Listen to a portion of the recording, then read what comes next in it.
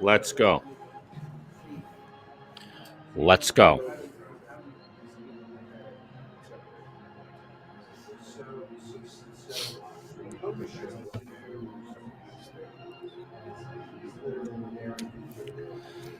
As Bundy said yesterday, enough is enough. And as the Ramones just said, let's go. It is Flyers hockey back at the Wells Fargo Center as the Flyers get set to take on yet another top team amidst the gauntlet of schedule tonight.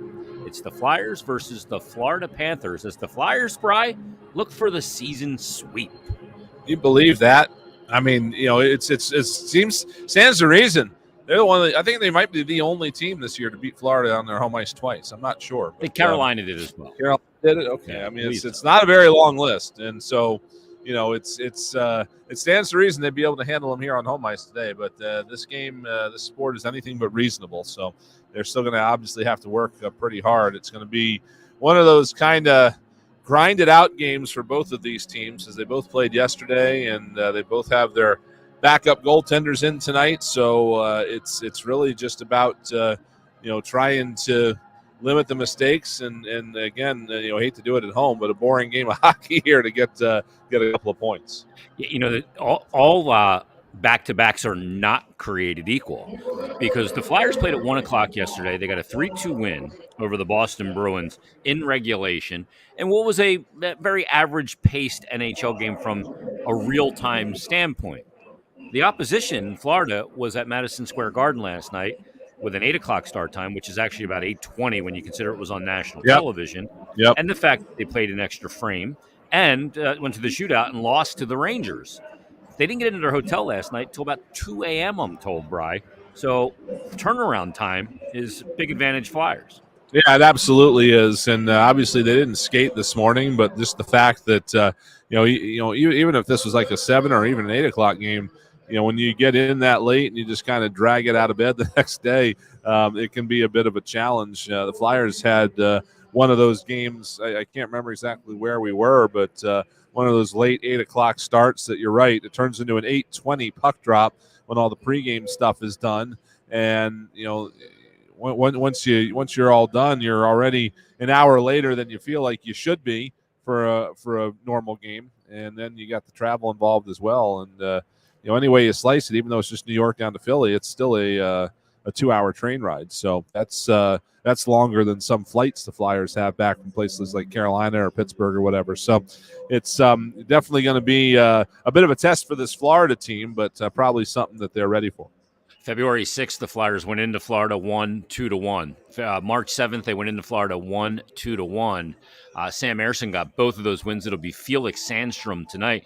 But, Bri, no variation in the lineup other than the goaltender and not even the line combinations, at least to start here tonight, all exactly as they were when we convened yesterday afternoon after the Bruin game.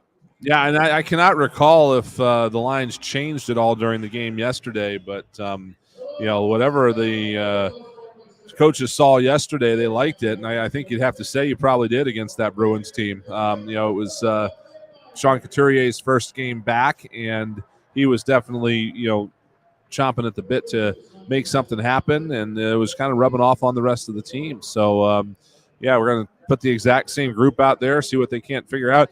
Flyers are obviously trying to, still developing their young players at this time of year, playing in these important games, but probably to an extent also trying to see what kind of combinations are going to work for them in a potential playoff situation. Yeah, and Ule Lexell played with Sean Couturier and Noah Cates yesterday. John Tortorella liked that line in his post-game comments yesterday after the win against Boston. Here's the combinations if you weren't with us yesterday, or like me, you just frankly can't remember yesterday. Ryan Poehling is going to center Tyson Forster and Garnet Hathaway. It's Frost, Tippett, and Konechny. That line has been scoring. Lawton, Farabee, and Brink. And then, as I mentioned, Couturier, Cates, and Lexell. York and Sanheim, no shock there. Adam Ginning, Yinning and Ronnie Addard, no shock there. And Yegor Zamula and Eric Johnson, no shock there. Just the difference is obviously Felix Sandstrom in net for the Flyers against Anthony Stolars, a former Flyer. Both their goalies, as a matter of fact, are former Flyers, and Bobrovsky as well.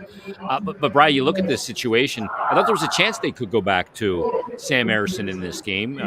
Not an overly heavy workload yesterday, and a win for the Flyers, but they opt to kind of go according to plan and go with the backup goaltender, as is Florida in this spot.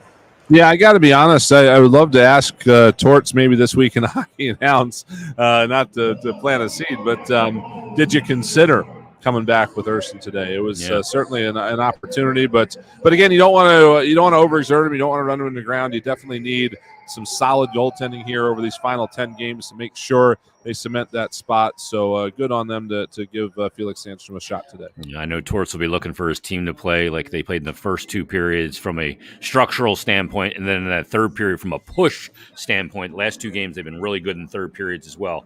Coaches like that. Stay tuned. Tim Saunders, Todd Fedoruk. They've got the countdown to face-off. Then all the first period action between the Flyers and the Panthers. You've been listening to Flyers Game Day on the BetRivers.com Flyers Broadcast Network.